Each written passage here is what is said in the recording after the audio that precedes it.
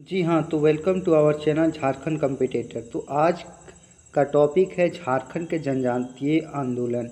मैं बता दूं कि झारखंड के एमसीक्यूज से मैंने इस बुक से एमसीक्यूज करवा रहा हूं और ये मेरा तीसरा पार्ट है। 2 वीडियो मैं ऑलरेडी इस चैनल पर अपलोड कर चुका हूं। झारखंड एमसीक्यू नाम से प्लेलिस्ट बना हुआ है, तो आप जो लोग नहीं देखे होंगे वो जाके देख सकते हैं। तो चलिए देखते हैं आज का टॉपिक तमाड़ विद्रोह। तमाड़ विद्रोह में मुख्य बातें क्या क्या हुई इसके बारे में जानते हैं। पहला है तमाड़ विद्रोह का मुख्य केंद्र निम्न में से कौन सा स्थान पर था। तो तमाड़ विद्रोह का मुख्य स्थान रहा था छोटा नागपुर। कौन सा था? छोटा नागपुर। तमाड़ विद्रोह का मुख्य केंद्र छोटा नागपुर का तमाड़ क्षेत्र में था। अगला है तमाड़ विद्रोह में कौन सी जनजाति ने भाग ली थी। तो मुंडा जनजातियों ने भाग लिया था। कौन सा जनजाति भाग लिया था? तो मुंडा जनजातियों ने भाग लिया था। इसका डिटेल देखते हैं। तमाड़ विद्रोह का मुख्य केंद्र छोटा नागपुर के तमाड़ में था। इस विद्रोह में मुंडा जनजाति ने भाग लिया था। चलिए आगे देखते हैं। क्वेश्चन नंबर 44 क्या कह रहा है। 1782 में तमाड़ विद्रोह का आरंभ हुआ था। तो कंपनी की नीतियों ने बाहरी लोगों को प्राथमिकता दी, इसलिए नागवंशी शासकों के अत्याचार और शोषण के कारण घुटन महसूस कर रहे थे। ए और बी दोनों और एक इनमें से कोई नहीं।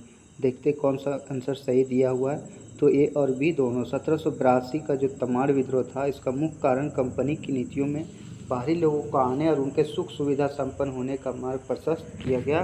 दूसरी ओर वे छोटा नागपुर खास के नागवंशी शासकों के अत्याचार और शोषण के कारण घुटन महसूस कर रहे थे। तो ए और बी दोनों सही है। चलिए अगला क्वेश्चन देखते हैं।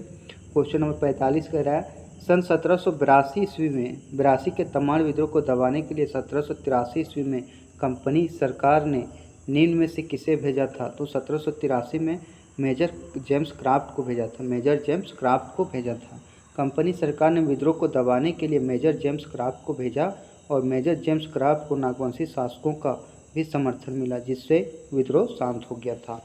1782 में जेम्स क्राफ्ट को भेजा गया था। अगला देखते हैं। क्वेश्चन नंबर 46 क्या कह रहा है।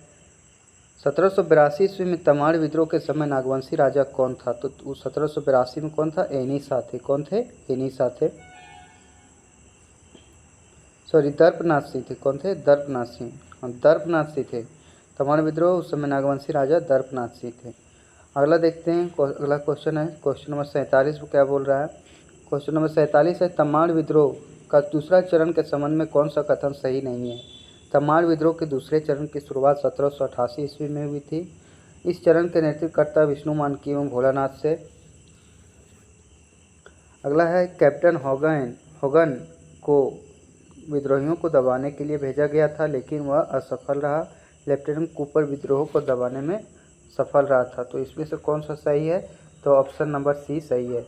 तमाड़ का विद्रोह दूसरे चरण की शुरुआत 1789 ईस्वी में हुई और इसका नेतृत्व करता था विष्णु मानकी और मौजी मानकी। इस विद्रोह को दबाने के लिए कैप्टन सरकार ने कैप्टन होगन को भेजा था, लेकिन वह विद्रोह को दबाने में असफल रहा। लेफ्टिनेंट कूपर इस विद्रोह का दमन करने में सफल रहा था। तो तमाड़ विद्रोह का दूसरा चरण का जो शुरुआत यदि पूछेगा तो कौन किया था, मतलब वहाँ का नेतृत्व करता था कौन? विष्णु मानकी और मौजी मानकी। लेकिन कैप्टन हेगन को भेजा गया उसको दमन करने के लिए, लेकिन वो हार मान गया, वो सफल रहा। तो लेफ्टिनेंट कूपर को भेजा और वह सफल हो गया। तो ये थे। चलिए अगला देखते हैं। तमाड़ विद्रोह के तीसरे चरण की शुरुआत कब हुई थी। तो तीसरा हुआ था 1794 में। कब हुआ था? 1794 ईस्वी में हुआ था। चलिए अगला देख लेते हैं। तमाड़ विद्रोह के तीसरे चरण की शुरुआत 1794 में हुई थी। इस विद्रोह को दबाने में कहाँ के राजा ने अंग्रेजों की मदद ली थी। कहाँ का राजा था? तो राहे का राजा से मदद लिया था। कहाँ का राजा से मदद लिया था? तो राहे के राजा से मदद लिया था। अगला क्वेश्चन देखते क्या इसमें बताया गया है। नवंबर 1794 में तमाड़ विद्रोह के तीसरे चरण का प्रारंभ हुआ। उसे दबाना अंग्रेजों को मुश्किल हो गया था। तब 1796 में राहे के राजा नैमिष शाही अंग्रेजों का साथ दिया था। अगला देखते क्वेश्चन आगे है। निम्नलिखित में से कौन तमाड़ विद्रोह के तीसरे चरण का नेतृत्व करता था। तो तीसरा चरण का नेतृत्व करता था ठाकुर भोलानाथ सिंह और ठाकुर विश्वनाथ सिंह, ठाकुर भोलानाथ सिंह और विश्वनाथ सिंह और ठाकुर हीरानाथ सिंह सभी थे। 1794 में हुआ। तीसरे चरण का प्रारंभ 1794 में हुआ था, लेकिन 1796 में पूर्ण रूप से व्यापक रूप ले लिया। इसका नेतृत्व तमाड़ के भोलानाथ सिंह, सिल्ली के ठाकुर विश्वनाथ सिंह और विशुनपुर के हीरानाथ सिंह, बुंडू के सर ठाकुर शिवनाथ सिंह और आदिवासी नेता रामशाही मुंडा एवं उसका भतीजा आदि विद्रोहियों ने किया। विद्रोहियों में सबसे शक्तिशाली भोलानाथ सिंह को गिरफ्तार होते ही यह विद्रोह समाप्त हो गया था। सबसे शक्तिशाली जो था भोलानाथ सिंह, वह गिरफ्तार होते ही ये तीसरा चरण भी समाप्त हो गया। कथनों में कौन सा कथन तीसरे चरण के तमाड़ विद्रोह से संबंधित है? तो आप भी उत्तर दीजिएगा, देखिएगा कितने क्वेश्चन सही होते हैं। Captain VN. तथा कैप्टन लीमंड तमाड़ के विद्रोही नेताओं को पकड़ने में सफल रहा था। सही सफल रहा था। 1796 में विद्रोह व्यापक रूप में ले लिया था। यह विद्रोह पूर्ण रूप से 1798 में समाप्त हुआ था। तो सभी सही है, तो इसका आंसर है सभी सही है। तमाड़ विद्रोह के तीसरे चरण का सभी कथन सही है। तमाड़ विद्रोह के चौथे चरण की शुरुआत कब हुई थी? तो चौथे चरण की शुरुआत हुई थी 1807 में। कब हुआ था? 1807 में। तमाड़ के चौथे चरण की शुरुआत 1807 में हुई। दुखन शाही मुंडा के नेतृत्व में 5000 मुंडाओं ने विद्रोह किया और 1808 में दुखन शाही मुंडा गिरफ्तार हो गए, तब विद्रोह मंद हो गया। अगला देखते हैं, अगला क्वेश्चन क्या कह रहा है। अगला क्वेश्चन, तमाड़ विद्रोह के चौथे चरण का दमन किस अंग्रेज शासक ने किया था? कौन अंग्रेज शासक था? तो कैप्टन रफसीज था। कौन था? कैप्टन रफसीज। तमाड़ विद्रोह के चौथे चरण का दमन कैप्टन रफसीज ने किया था। उम्मीद होगा ये वीडियो आपको अच्छा लगा होगा। यदि हमारे चैनल पर नए होंगे, चैनल को लाइक जरूर कीजिएगा, सब्सक्राइब भी जरूर कर लीजिएगा। तमाड़ विद्रोह के पाँचवें चरण की शुरुआत 1810 ईस्वी में हुई। इसके संबंध में कौन सा कथन सत्य नहीं है? इस विद्रोह का केंद्र तमाड़ था, यही कथन सत्य नहीं है। इसका नेतृत्व बख्तर शाह ने किया था। इस समय नागवंश पर गोविंद नाथ शाह का शासन था। वही बोल रहा है कौन सा कथन सत्य नहीं है। तो तमाड़ विद्रोह के पाँचवें चरण की शुरुआत 1810 में हुई थी और बख्तर शाह के नेतृत्व में किया गया था। उसका मुख्य नवागढ़ था। इस समय नागवंश पर गोविंद नाथ शाह का शासन था। अगला क्वेश्चन देखते हैं। क्वेश्चन नंबर 55 क्या कह रहा है? क्वेश्चन नंबर 55 है, तमाड़ विद्रोह के पाँचवें चरण में किसके शिकायत पर कंपनी सरकार ने लेफ्टिनेंट एच. ओडोनल को विद्रोह के दमन के लिए भेजा था? ओडोनल को कब भेजा था? तो नागवंशी शासक गोविंद शाह ने भेजा था। कौन भेजा था? नागवंशी शासक गोविंद शाह ने भेजा था।